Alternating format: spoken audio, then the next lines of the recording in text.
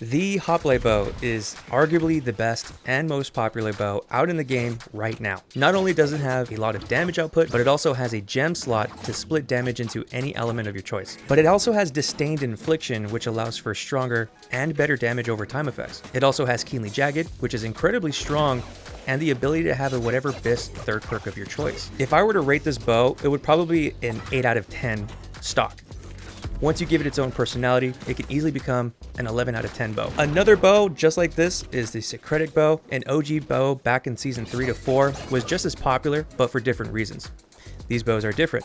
So what makes Hoplite stand out? And we're gonna take a look at that in this video today. But before we get into that, I just want to say thank you to everyone who has shown support in the recent videos. I wouldn't be where I am without you guys. Thank you all for those who left likes and comments below. If you're new and you like what you see or what I do, I recommend you check out my past videos. I think I make fun and entertaining videos, and if you agree, consider subscribing down below. It only takes 2 seconds to do that.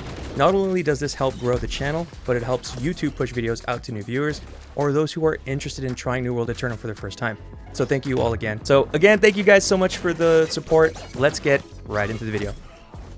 Hey everyone, and welcome back. We have a dedicated video for you guys with the Hoplite bow.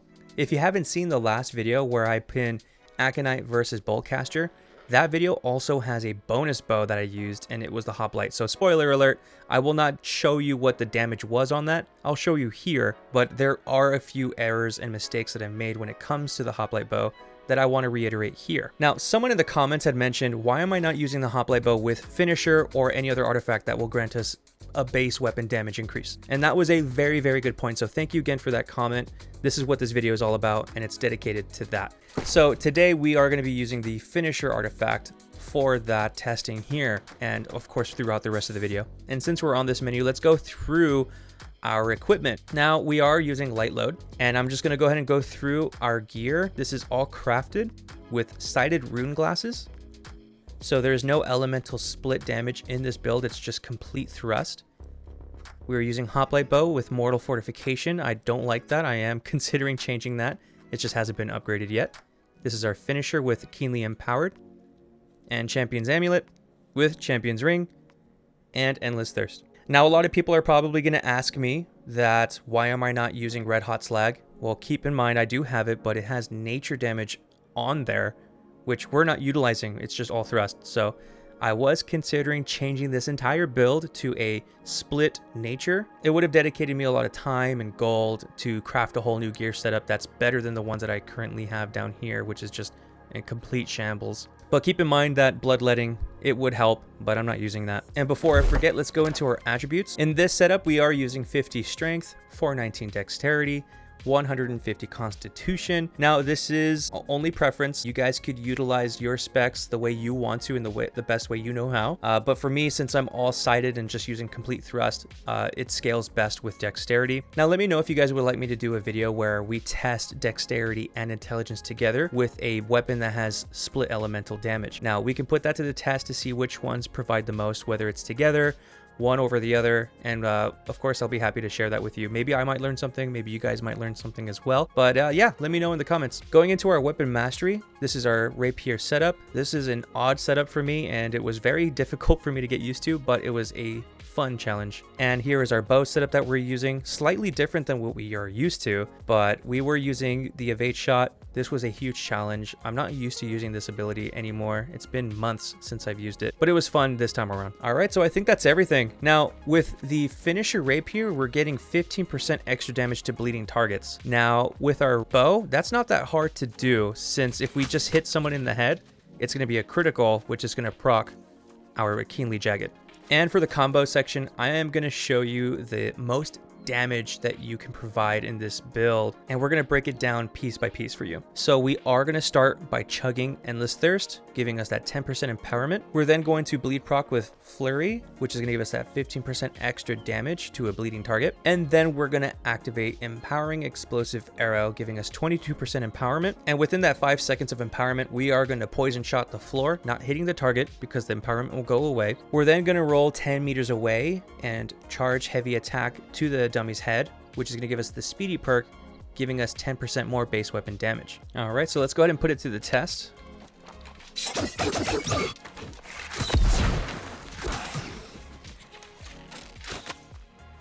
And there's the damage there for you guys. So keep in mind that dummies do have health where it goes from 100 to 0 and then they start turning immortal. That I do have a second clip where I show the same combo, but it has more damage because I believe with the bow, if we hit a target below 50% health, we deal 15% more damage. Now, in the first combo that you just saw, I believe that target didn't have 50% health, but in the second clip, which I'll show here right now, this target does have 50% health reduced because it eventually turns immortal shortly after. Explosive arrow, poison shot the ground, and then 10 meters away for a heavy. So I just want to keep that in mind that your damage can vary depending on the player's health on your passive. But if we compare both those damages, holy crap, that's actually a lot more damage than both the combos from Aconite and Boltcaster. So I believe this build just beat out that damage. So let me know if you're running the same build or not. Feel free to drop down your numbers from that same combo I just provided you into the comments below. I'd like to see what kind of damage you guys are getting. Also, keep in mind, I'm only at 705 gear score. I'm still saving for crafted 725 gear. I'm just putting all of my materials away until I'm able to get all 5. So I believe that's everything. Let's go straight into the clips and highlight what this build is capable of. If you guys have made it this far already, thank you guys so much for watching. Consider subscribing down below if you like what you saw. And I hope you guys enjoy the clips moving forward. Now in this part here, I won't be doing too much talking, but some people here in these clips were just absolutely feeding me. This guy's not really doing much movement and just fairly an easy kill. Especially this person here, V-Shot.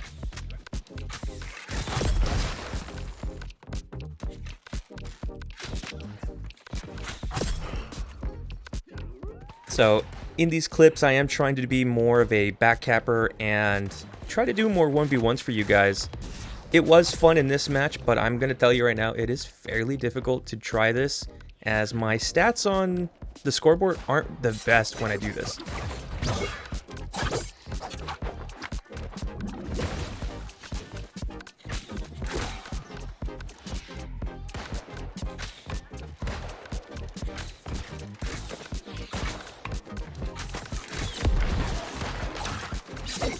After a couple of shots, we finally get him down.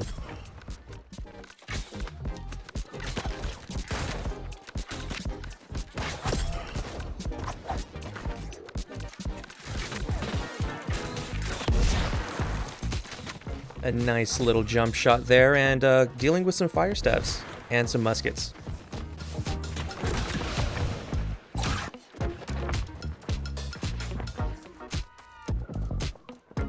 And a free shot right there.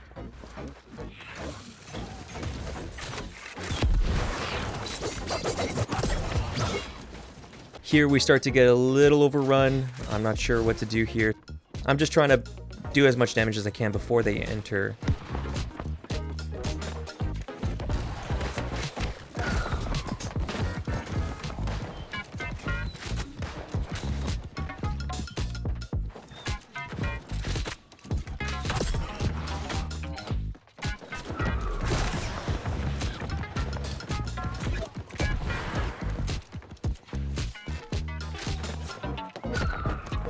We try to go around just to see who we could pick off, and this guy was luckily not paying attention to me.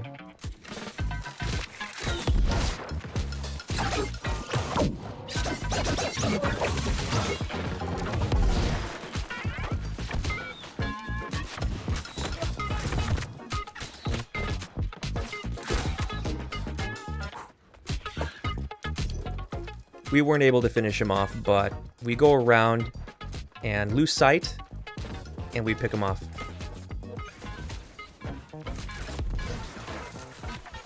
And of course that sacrifice was needed because we shortly died.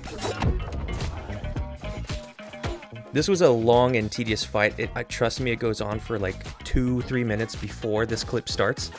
But this guy he was doing some jukes with me, and his survivability was pretty impressive.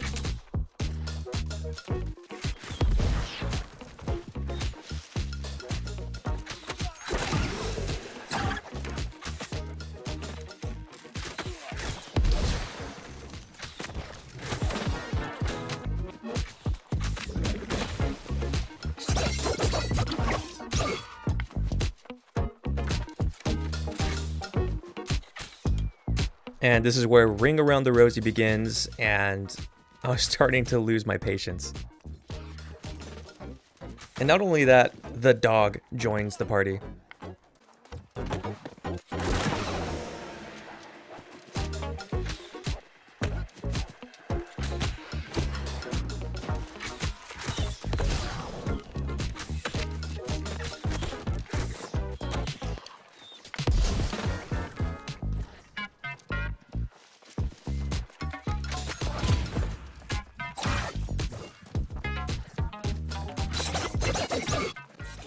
I try not to use a lot of aim locking anymore because I'm hearing that it's going to get nerfed anytime soon, but I am trying my best to not utilize that for when I suck.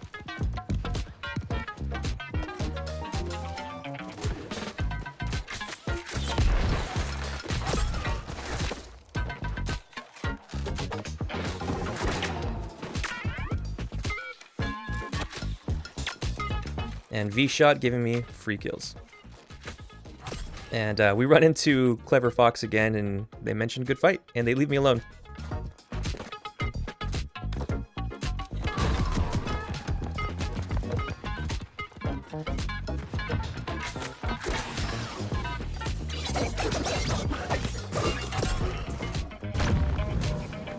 I really do like getting chased, but not by two medium players with great axes. That is my bane in existence.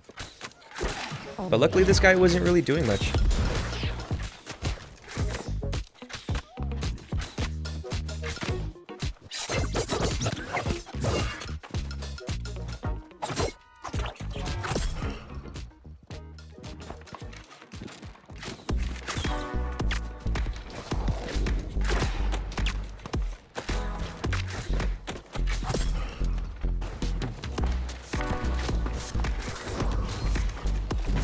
And the video is now coming to an end. I just want to say thank you once more after this impressive shot. So thanks again for watching. I appreciate your time and all the likes and comments that you guys have provided me. I do have some videos planned out, but let me know what you guys would like to see next. But I hope you guys are having a great day, great week, wherever you are. And yeah, I hope you guys stick around, and I'll see you in the next one. Peace.